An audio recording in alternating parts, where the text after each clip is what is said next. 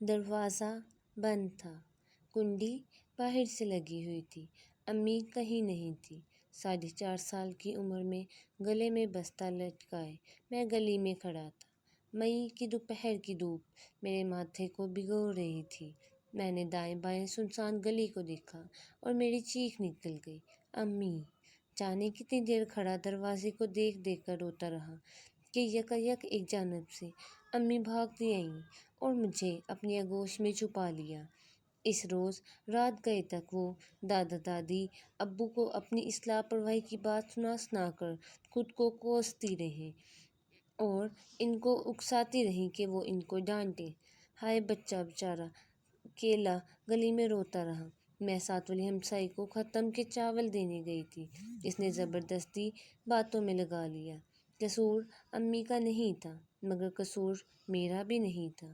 School سے واپسی پر کبھی گھر کے دروازے کی کنڈی لگی ہوئی نہ دیکھی، نہ اس سے پہلے اور نہ کبھی اس کے بعد۔ امی کے گھر ہونے کا تصور اس قدر پختہ تھا کہ اسکول، کالج، جاب، پھر بیرون ملک سے واپسی پر گھر داخل ہوتے ہی پہلا سوال ہوتا تھا، امی کدھر ہیں؟ اور جواب پر اندر کا بلکتا بچہ مطمئن ہو جاتا، امی اندر ہیں۔ کچھ سمیٹ رہی تھی، امی کچن میں ہیں۔ کھانا بنا رہی تھی، امی چھت پر ہیں، مرچوں کو دھوپ لگا رہی ہیں۔ امی کا میکا موجود تھا، مگر وہ کبھی نہ گئیں۔ ماموں سسر کے گھر کو اپنی پہلی اور آخری ترجیح بنا لیا۔ نانی کبھی تیسرے چوتھے سال ہماری طرف رہنے آ جاتی تو ان 10-15 دنوں میں ایک روز ایسا ہوتا کہ میں اسکول سے پلٹتا تو نانی اور امی کے چہرے زور زور سے ہنسنے کے باعث سرخ ہوتے۔ وہ دونوں لاہور کینٹ کے اس 2 کمرے مکان کے برآمدے میں ٹھنڈے سیمنٹ پہ بیٹھے اس قدر ہنستی کہ میں حیرانی سے چڑ جاتا۔ بات کیا ہے؟ میں بڑی بہن سے پوچھتا اور وہ بھی کان دھچکا کر کچن میں جا گھستی۔ بات کچھ بھی نہ ہوتی، ماں بیٹی کے گاؤں کی کوئی پرانی بات یاد ہوتی، کسی کی بھینس کا کھل جانا، کسی کے کھیت کے مالٹے چورانے والے کی دھوتی کا پیچھے رہ جانا، جیسے بچگانہ اور عام سے واقعات ہوتے تھے۔ مگر امی نانی ہنستے ہنستے چپ ہوتی، ایک دوسرے کی طرف دیکھتی اور ہنسی کا ایک لاپرواہ فوارہ ان کے منہ سے نکلتا اور دونوں لوٹ پوٹ ہو جاتی۔ میں قسم کھا کر کہہ سکتا ہوں کہ ایسی زندگی سے بھرپور ہنسی میں نے کم ہی دیکھی تھی۔ یہ بس ایک دن ہوتا، شام کو وہ چور سی ہم سے نظریں ملائے بغیر کھانا دیتی، جیسے کھل کر ہنسنے سے ان سے کوئی گناہ سرزد ہو گیا ہے۔ آج مجھے سے کوئی پوچھے تو امی کی زندگی میں ان کے لیے جیے ہوئے وہ 4-5 دفعہ کے ہنسی والے لمحے ہی تھے، باقی کی ساری زندگی انہوں نے خدا اور رسول کے بتائے فرضوں میں بتا دی۔ بچپن میں یتیم ہونے والی بڑی تفصیل سے ہمیں نانا ابا کا سنایا حلیہ بتایا کرتی تھی۔ وہ بہت خوبصورت تھے، آخر میں فخریہ ضرور کہتی، اپنی نزاکت کے بیان میں گاؤں میں دھوتی باندھنے سے چھل جانے والی کمر کا ضرور بتاتی۔ میں ہنستا، آپ تو مغل شہزادیوں جیسی نازک تھیں، ان کی کمر مٹر سے دانوں سے چھل جاتی تھی۔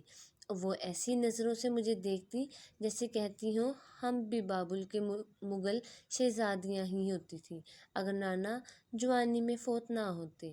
پتلی کمر والی اس مغل شہزادی کو نہ کبھی بنتے سنورتے دیکھا، نہ کھاتے پیتے۔ برمودا ٹرائی اینگل کے بعد میری جنریشن کے لیے دوسرا مشکل سوال یہی ہے کہ ہماری مائیں کھانا کب کھایا کرتی تھیں؟ برسوں اولاد کے منہ میں نوالا ڈالنے کی لذت شاید ایسے ہی بھوک اڑا دیتی تھی۔ موجودہ نسل ان ماؤں سے محروم ہو چکی ہے۔ زمانہ قیامت کی کیا چال چل گیا ہے۔ چھوٹے بھائی کو تیز بخار تھا، وہ بخار میں اٹھا اور صحن میں بنے باتھ روم میں چلا گیا۔ کمزوری شدید تھی کہ باتھ روم سے باہر آتے چکرا کر گر گیا اور بے ہوش ہو گیا۔ اس کو بے ہوش دیکھتے ہی امی بھی گر گئیں۔ بھائی جلدی ہوش میں آ گیا اور ہم امی کو ہوش میں لانے گئے۔ امی امی دیکھو کچھ نہیں ہوا، سب ٹھیک ہے۔ امی نے دیکھتے آنکھیں کھولیں، مجھے اپنے اوپر جھکے دیکھا، مجھ سے بھائی کی خیریت کا جملہ سنا اور بے اختیار ہو کر مجھے سینے سے بھینچ لیا۔ بچپن میں اسکول سے واپسی والے واقعے کے بعد یہ دوسری بار تھا جب امی نے ایسے گلے لگایا۔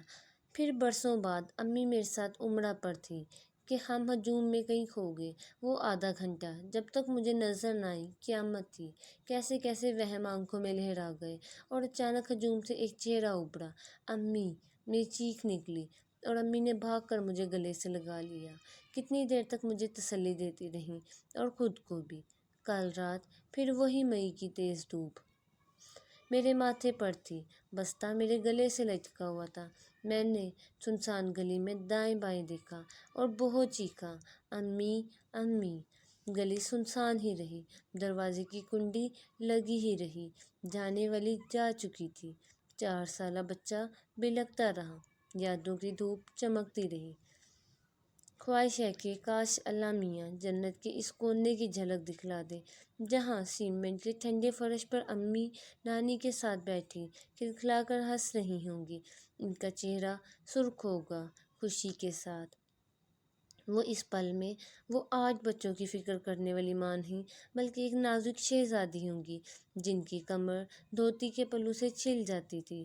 خدا سے دعا ہے ہماری خوشیوں کی خاطر جینے والی یتیم شہزادی کو اپنے بابا ماما کی شہزادی